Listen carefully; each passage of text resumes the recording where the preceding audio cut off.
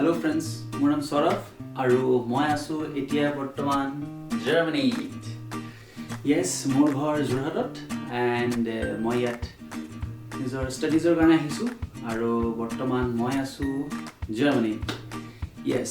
ফ্ৰেংকফাৰ্টৰ পৰা almost 4 hours distance. ষ্টেটৰ নাম হ'ল নৰ্থ ৰাইন ৱেষ্টফালিয়া আৰু ইয়াত মই আহিলো 22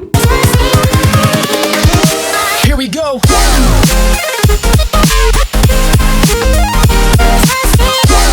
মই জাৰ্মানীত কেনেকৈ আহিলো কেতিয়া আহিলো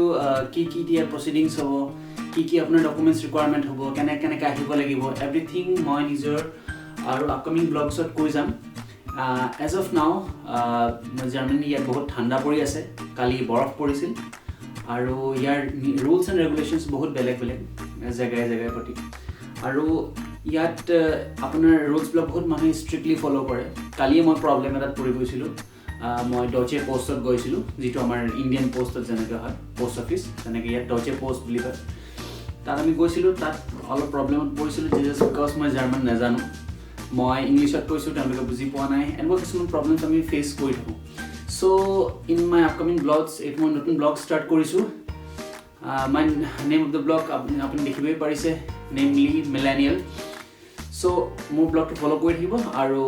টাইম টু টাইম মই আপোনালোকক আপডেটছ দি থাকিম কিবা ইনফৰ্মেশ্যন হ'লেও মই আপোনালোকক দি থাকিম আপোনালোকে কিবা জানিব বিচাৰিছে কেনেকৈ ষ্টাডিজ কৰিব লাগে কেনেকৈ থাকিব লাগে কি প্ৰচেছেছ হয় কি লিগেল প্ৰচিডিংছ হয় ইণ্ডিয়াৰ পৰা কি বস্তু আনিব লাগে নানিব লাগে everything it's a whole bunch of knowledge আপোনালোকক দি থাকিম আৰু এতিয়াৰ কাৰণে ধন্যবাদ